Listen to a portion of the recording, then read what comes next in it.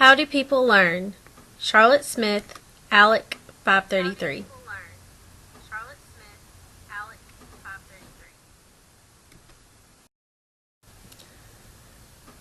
Neuroscience has helped us determine how people learn. Everyone has a brain processing system which includes sensory registers and memory. This system uses perception and pattern recognition and connects what is already stored in memory to the stimulus or learning. Perception is important because it determines what people think is important and not important.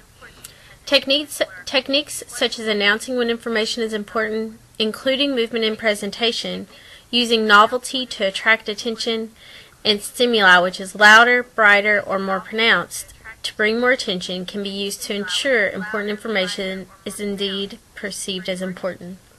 Since neural responses are strengthened and occur quickly when things are repeated and can be connected to another memory, people can also learn with techniques such as rehearsal, organization, and elaboration, which assists consolidation, which is the strengthening of synaptic connections.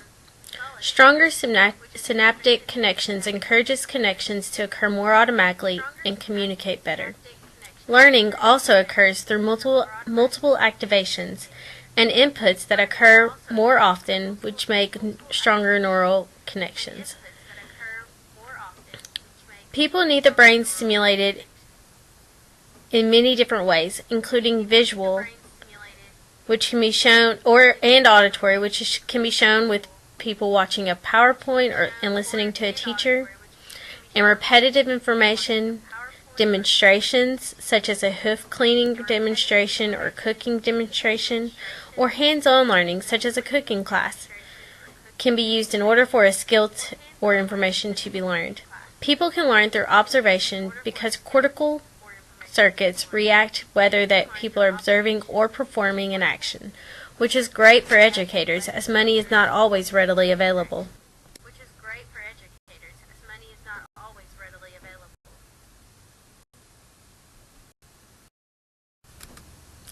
According to the social cognitive theory, people can learn vicariously. Participants do not have to directly do an activity to learn. For example, if a child's grandparents are smokers and are very unhealthy, a child may learn through their behavior not to smoke if they do not want to be unhealthy. This learning is determined by three things called reciprocal interactions. In order to know how people learn, an understanding of Bandura's theory is important. Personal factors, how we think, behaviors, our actions, and the environment, which includes who we are around, and culture, needs to be understood. Bandura also revealed learning can take place even without rewards and punishments, which behaviorists had believed.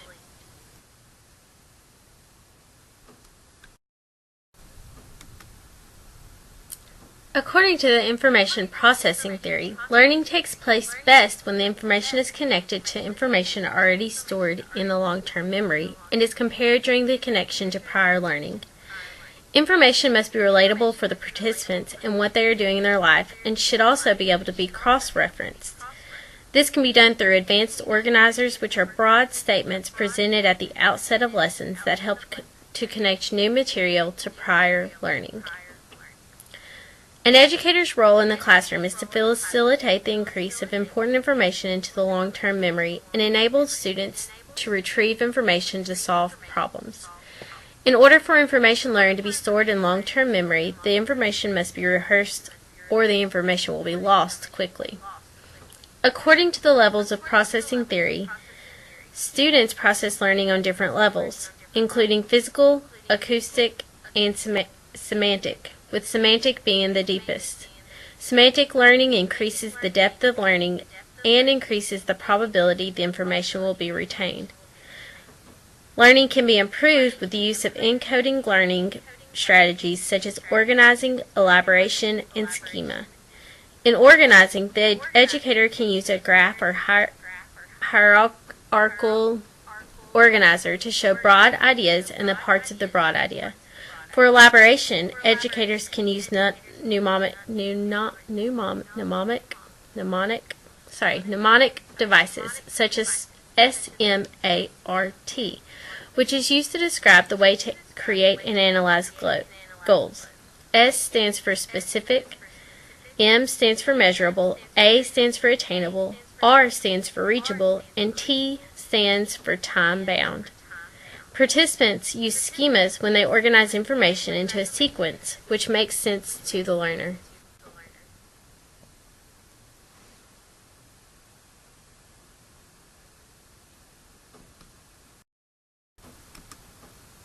How do you engage and motivate? To learn, people have to be motivated. Motivation requires learning to be a balance between not too easy and not too hard. Learners should feel confident enough to believe they can complete a task or learning without being bored and unaccomplished because of how easy the learning is. Children and adults are motivated to learn through many factors. They can be determined by their life experiences, beliefs, aptitude, perceptions, and attitudes. They can be motivated by how important or valuable the task seems to be to them. Parents in particular can be used as a motivational tool for children. Children are more likely to do well when their parents are more active in their learning experiences through punishments, rewards, and expectations. Other determinants of motivation include people's perception of self-worth. Does the person personally feel like they can succeed? If they don't feel like they will succeed in the program, then they will be more than likely not motivated to participate. Attributions such as ability and effort and task difficulty may determine a person's self-worth. Self-concept, self-confidence, and self-esteem also determine motivation. Unfortunately, by adolescence, people have a very structured and stable self-concept, which could be difficult to change. The experiences they have had, especially as repeated, are what forms their self-concept. People may have better self-concept when teachers use goal-setting skills, social comparison, and teaching participants that there is no limit to their learning. Adults and youth can be taught how to break down goals to small goals and evaluate their progress in order to make a change. Making smaller goals and accomplishing those goals increases self-efficacy and expectations. People can also use social comparisons to motivate students who are similar to each other. Complimenting youth or adults who are good examples and have had successes may motivate children and adults to compare themselves to the learner and in turn motivate themselves to do better. Social comparisons can be motivating when the participants are similar to each other. Acknowledging a participant's progress compared to another participant can encourage higher self-efficacy and motivation.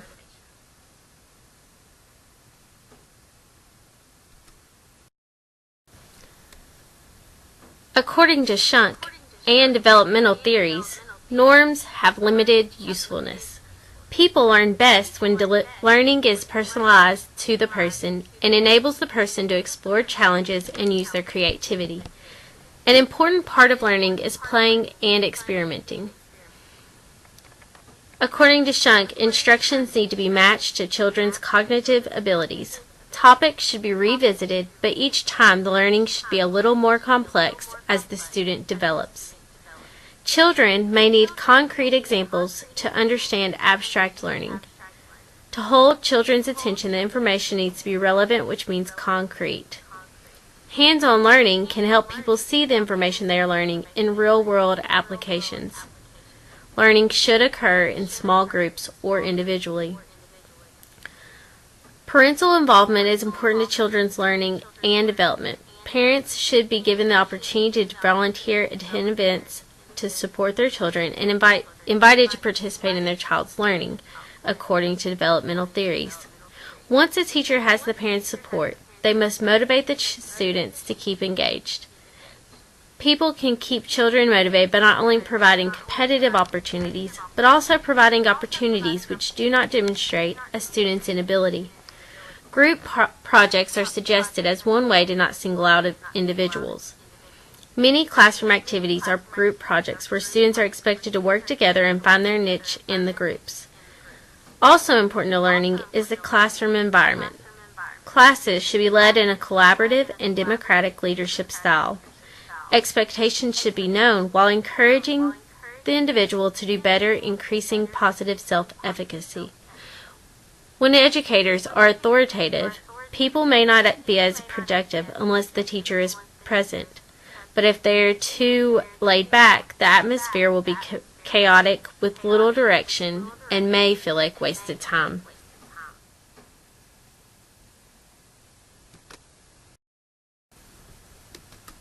Constructivists believe children learn through a variety of avenues, including social interaction.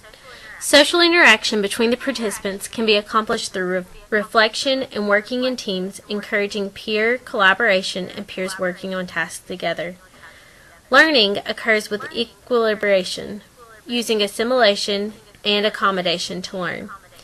People may assimilate the information by altering reality, while others may accommodate the information, which is the goal. Learning occurs in the zone of proximal development, the difference between what people can do by themselves and what they can do with some guidance. Constructivists believe learning occurs in multidimensional classrooms with a variety of activities to accommodate different learning styles, diversity, interest, and learning abilities. One student's motivation factor believed by constructivists is teacher expectations. Discussions and debates are useful to gain a greater understanding of other points of view as well as a deeper understanding of a self-concept. In order for people to learn, their teachers should be reflective and actively seek personal development to improve their personal and professional knowledge and plan, assess, and be flexible or fluid, including assessing and changing their teaching methods if the learners are not learning.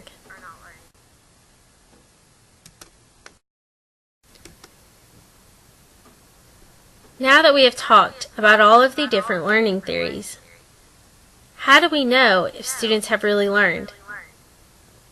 Even if someone was to research all of the learning theories and use them as a guide to create the best learning environment for students, participants have not learned unless their learning is measurable and has been measured, according to behaviorists. All learning should be measured to ensure the skill or knowledge was actually learned.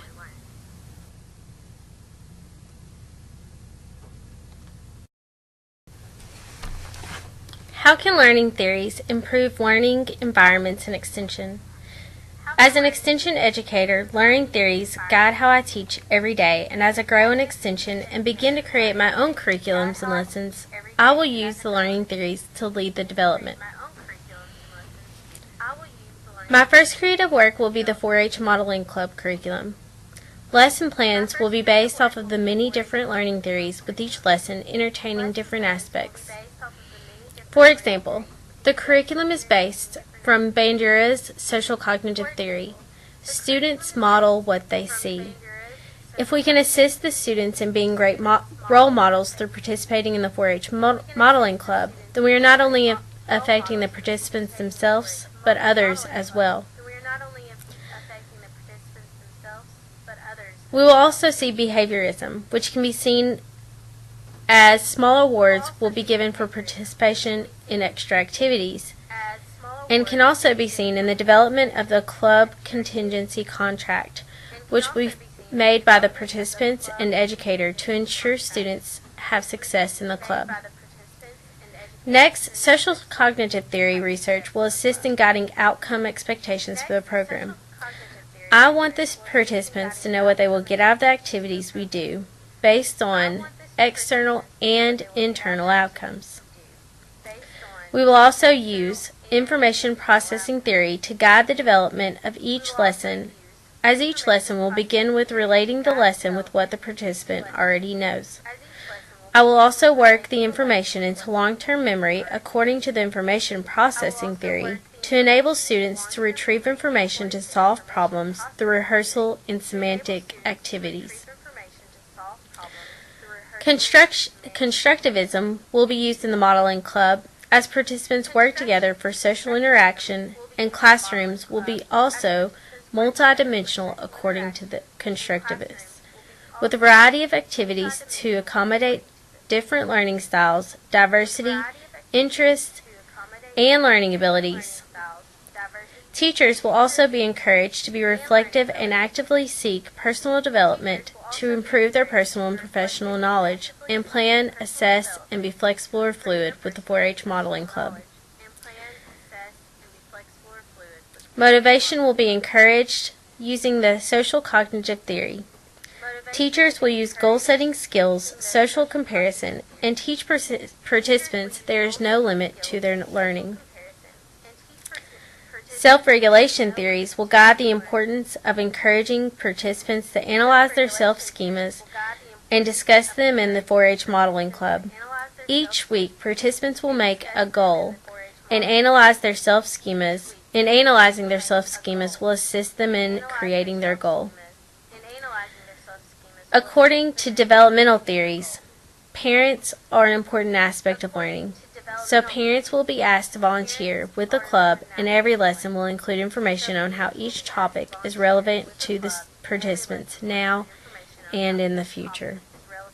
These are not the only ways the theories are going to affect the 4-H Modeling Club. These are just a few examples